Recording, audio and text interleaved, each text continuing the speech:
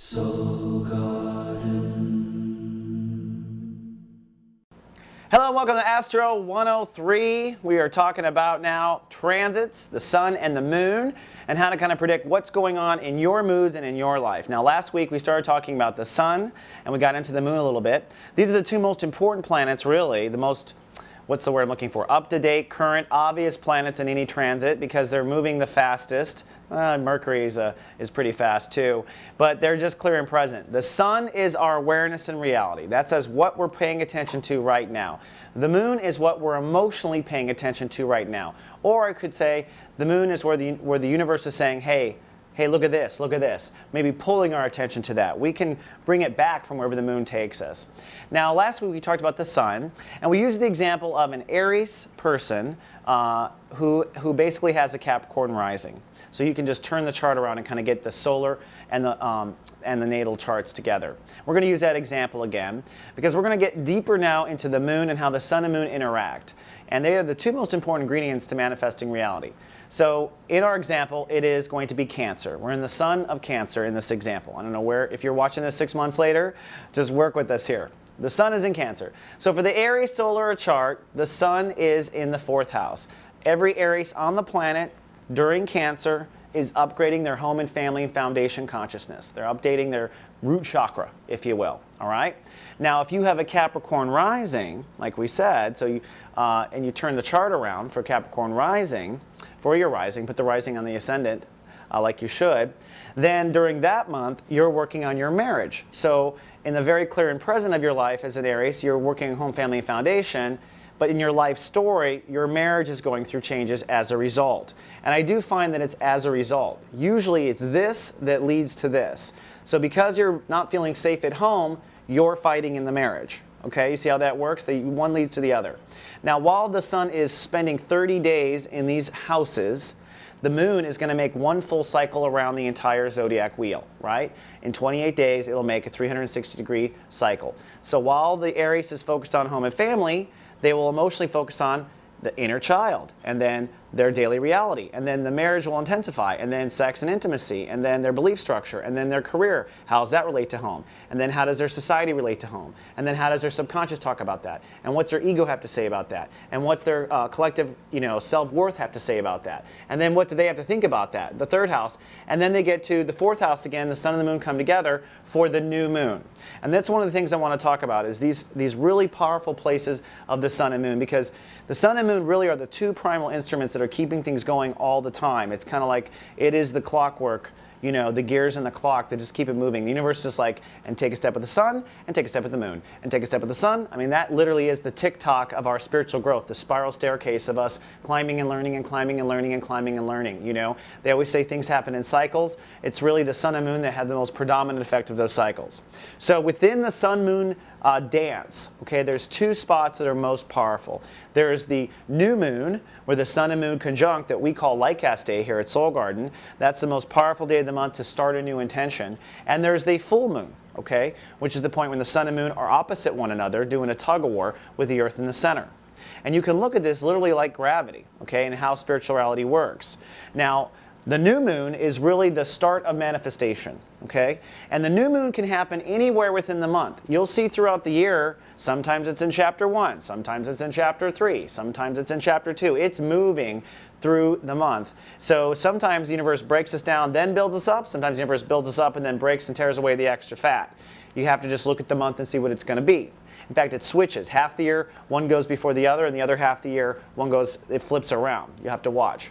So the new moon is the beginning of growth. That's when we start a new growth cycle, because the sun, our awareness, and the moon, our emotions, come together. And those are the two most important ingredients into manifesting reality. Focus on it, put your heart behind it. Okay? That's simple.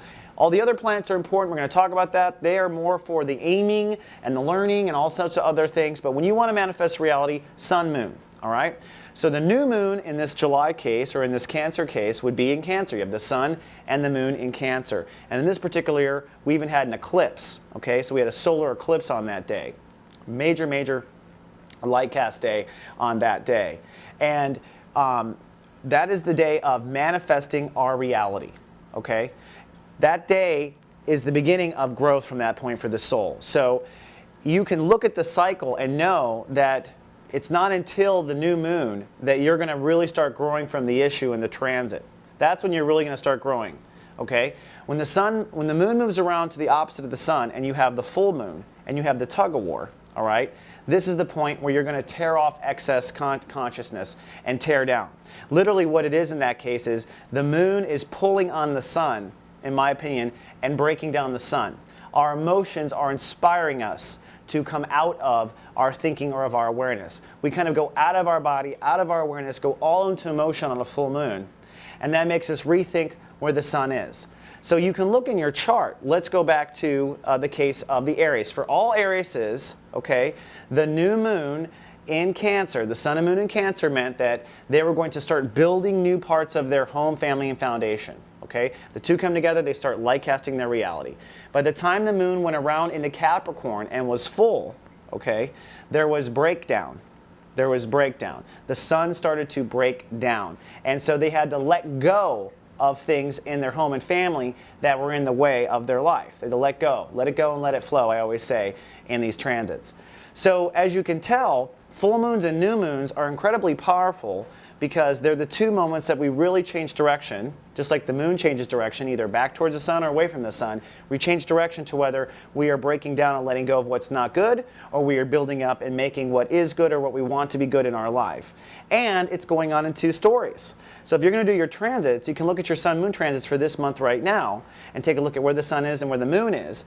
Look at the sun, in the Aries example, all Aries on the planet were building up their home and family, okay, and they were breaking down their home and family. And the excuse for breaking down their home and family when the moon was in Capricorn was their career. They were emotional about their career, and that's what made them break down their home and family.